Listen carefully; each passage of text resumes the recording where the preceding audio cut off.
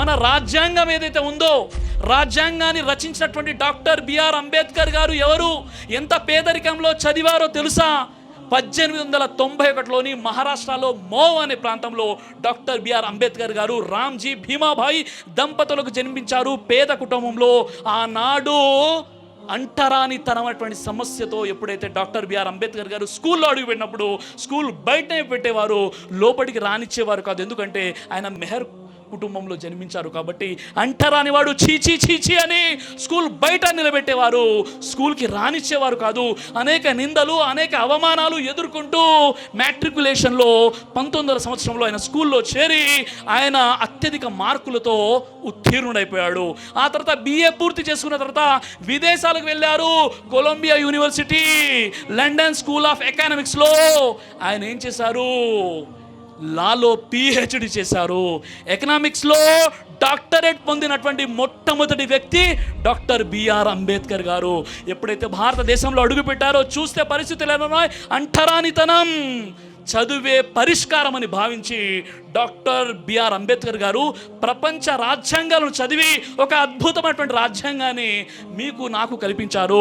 Article 25లో మత స్వేచ్ఛ ఉంది.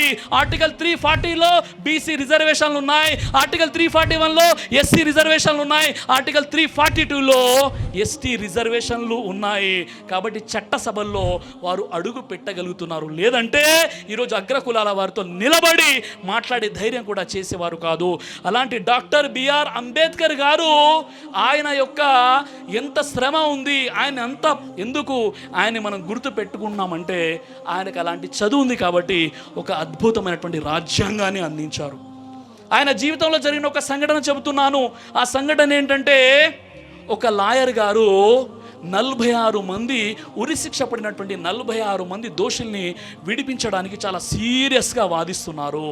మధ్యలో లాయర్ గారి అసిస్టెంట్ వచ్చేసి ఒక చీటీ ఇవ్వడం జరిగింది. ఆ చీటీ చూసి చదువుకొని ఆ లాయర్ గారు మడిచి జోబులో పెట్టేసుకొని తన వాదన మళ్ళీ ముందు కొనసాగించారు. అలా లంచ్ టైం అయిపోయింది. లంచ్ టైం అయిపోయిన తర్వాత జడ్జి గారు అడుగుతున్నారు, ఏంటయ్యా నువ్వు అంత సీరియస్గా మాట్లాడుతుంటే ఎవరో ఒక అబ్బాయి వచ్చేసి నీకేదో చీటీ ఇచ్చాడు, ఏంటి అంటే, జడ్జి గారు నేనేం చెప్పాలి, నా భార్య చనిపోయింది అని ఆ యొక్క చీటీలో ఉంది. అయ్యో నీ భార్య చనిపోయిందా, ఇంకా ఇక్కడ ఏం చేస్తున్నావు, వెళ్ళయ్యా వెళ్ళు అని గద్దించి మరి ఆ జడ్జి గారు అన్నారు. అప్పుడు ఆ లాయర్ అంటున్నారు, జడ్జి గారు నేను వెళ్ళి నా భార్య ప్రాణాలని కాపాడలేనేమో, నేను వెళ్ళి నా భార్య యొక్క ప్రాణాలను కాపాడలేను, కానీ ఇక్కడ 46 మంది ఉరిశిక్ష పడకుండా వారిని విడుదల చేసే ప్రయత్నం అయితే నేను చేయగలను కదా అనగానే ఆ బ్రిటిష్ జడ్జి ఆశ్చర్యపోయి వెంటనే ఆ 46 మంది దోషుల్ని విడుదల చేయాలని హుకుం జారీ చేసేశాడు. ఆ యొక్క 46 మంది ఎవరో కాదు, స్వాతంత్ర సమరయోధులు. ఆ వాదించినటువంటి లాయర్ ఎవరో కాదు, డాక్టర్ బిఆర్ అంబేద్కర్. చదువు, అలాంటి చదువుకున్నారు కాబట్టి ఆ విధంగా ఆయన వాదించి 46 మంది స్వాతంత్ర సమరయోధులకి ఉరిశిక్ష పడకుండా వాదించగలిగారు. దీనికి వెనకగా పనిచేసినటువంటి ఆయుధం ఏంటంటే ఎడ్యుకేషన్, చదువు. దైవ ప్రవక్త ముహమ్మద్ సల్లల్లాహు అలైహి వసల్లం వారు తెలియజేశారు, కడుపుకు సంబంధించినటువంటి అన్ని రకాల వ్యాధులకు అద్భుతమైనటువంటి ఔషధం తల్బీనా. ఇది దైవ ప్రవక్త వారి సున్నత్. మంచి ఆహారం, ఇమ్యూనిటీ బూస్టర్, ఇందులో షిఫా ఉంది. ఇది మంచి ఔషధంగా కూడా పనిచేస్తుంది. కాబట్టి పిల్లలు అయినా పెద్దలు అయినా ఎవరైనా దీనిని ఉపయోగించవచ్చు.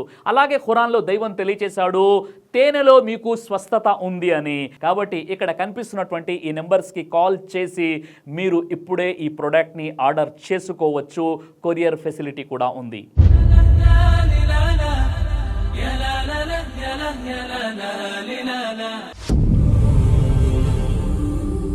బ్రదర్ సిరాజ్ అని యూట్యూబ్ ఛానల్ని మీరు సబ్స్క్రైబ్ చేసినట్లయితే ఇన్షాల్లా దైవచిత్తం అయితే మీకు వీడియోస్ వస్తుంటాయి. అదేవిధంగా బ్రదర్ సిరాజ్ అనేటటువంటి ఫేస్బుక్ని కూడా లైక్ చేయడం వల్ల మీకు వీడియోస్ వస్తుంటాయి.